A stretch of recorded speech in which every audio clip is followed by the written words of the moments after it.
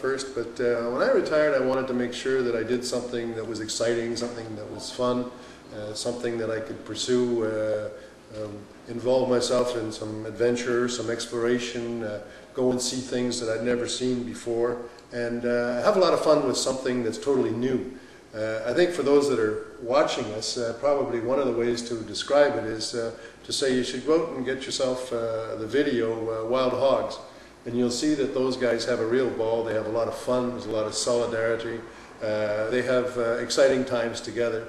And it's really something that you can do that doesn't necessarily have to be dangerous, and something that is a lot of fun.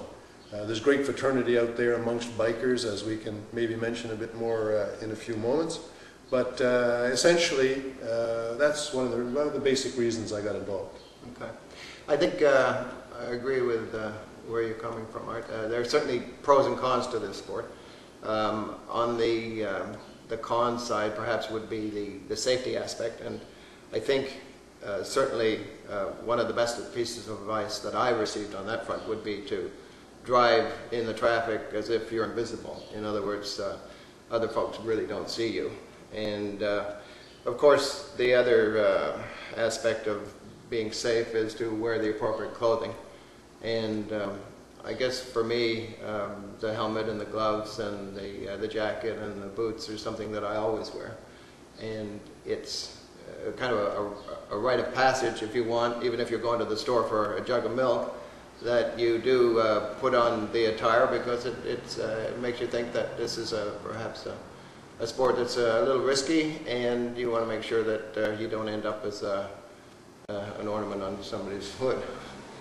So that's I guess on the safety side, or the con side, if you want. But the pros, I mean, the freedom of the ride, the fun of the ride, the performance of riding a bike.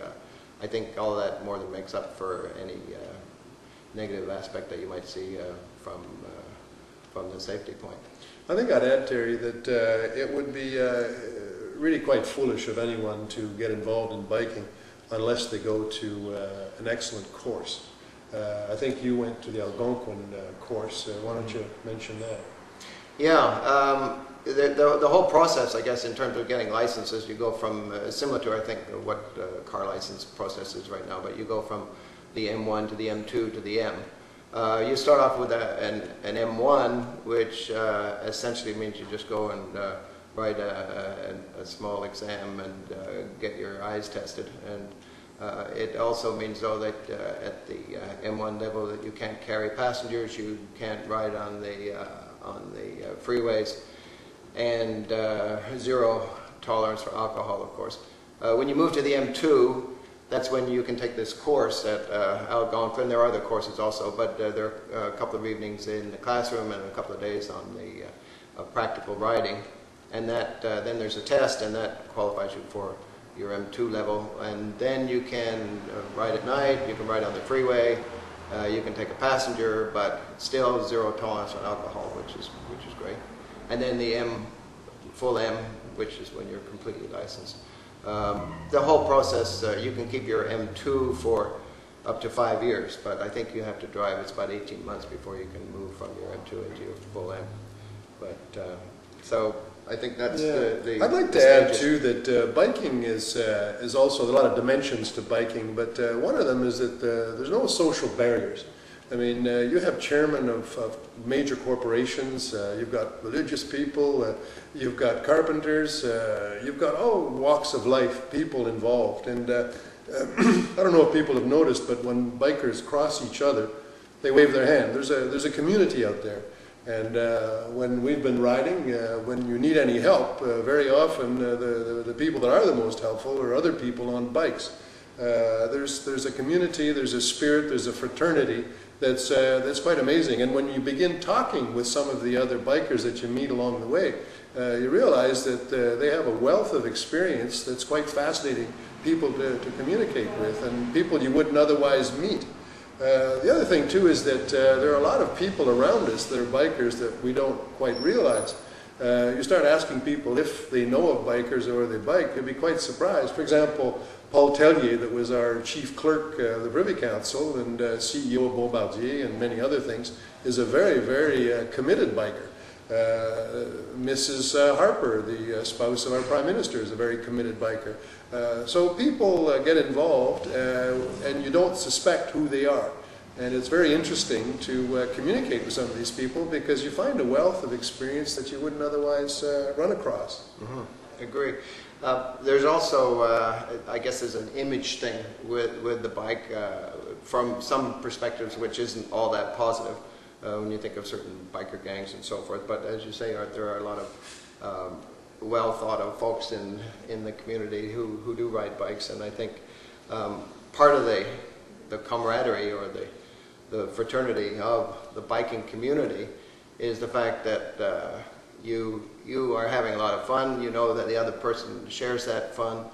But there's also, if I might use the term, a badass image, if you want, which kind of blends in with that. So you combine the two of them and you feel that you can share a spirit, if you want, with your fellow bikers. And I must say, I've come out of a restaurant or whatever, and someone walks up to you and starts talking to you, and I'm thinking, do I know you? And oh no, you don't know this person, but he's got a bike and you've got a bike, and that's the great common denominator. So all of a sudden you're quote-unquote friends, if you want.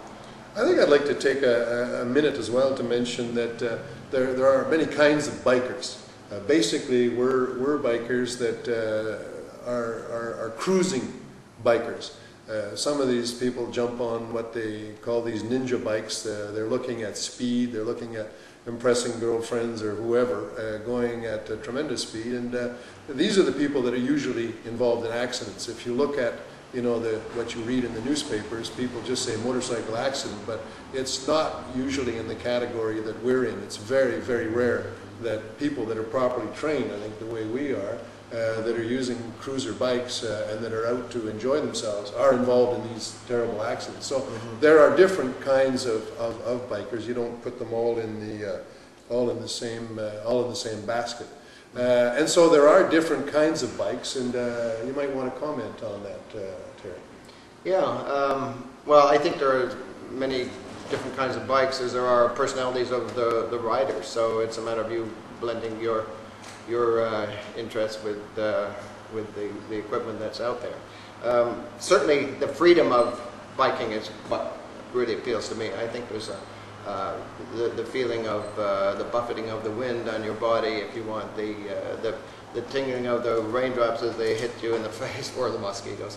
The smells, whether it's the manure from the night before, the roadkill, or the flowers, whatever. But you're right out there. You're not in this four-wheel steel cage. You're communicating with nature, and it's just a lot of fun. And if you do it responsibly, I think it's something that you can very easily get hooked on. I'd just like to mention too that I think that you start growing old, like a lot of psychiatrists and psychologists say, you start growing old when you stop making plans. And when you've got a bike, you're always making plans. You're always looking forward to the next ride, where you're going to go, what you're going to explore. And I think that that's a lot of fun, and it's very important. Also, you can undertake major projects. Terry is going to be doing a number of things, and I've decided that I'm going to ride to California and back in September. And I'll be seeing the Grand Canyon, Yellowstone Park, Mount Rushmore, going up to Vancouver, Napa Valley. I mean, all of these things that I wouldn't have done otherwise. The discovery and the fun, the excitement is something that I wouldn't have if I didn't have a bike. I'll mention that the people that just came back from Bolivia that were captured for 6 years they spent in captivity, they just decided that what they're going to do is come together as a group and go across the United States together on motorcycles. So there's a fraternity that develops, there's a bonding that develops, and a richness of human communication that you don't get with other activities. Yeah, biking is green, amongst other things, miles per gallon, parking, lack of congestion, low emissions, etc., etc. But at the end of the day, for me personally, I always have felt better after a bike ride than before, and I don't always feel that way after a game of golf. So everyone, if you don't bike, no problem, but go out and do something exciting.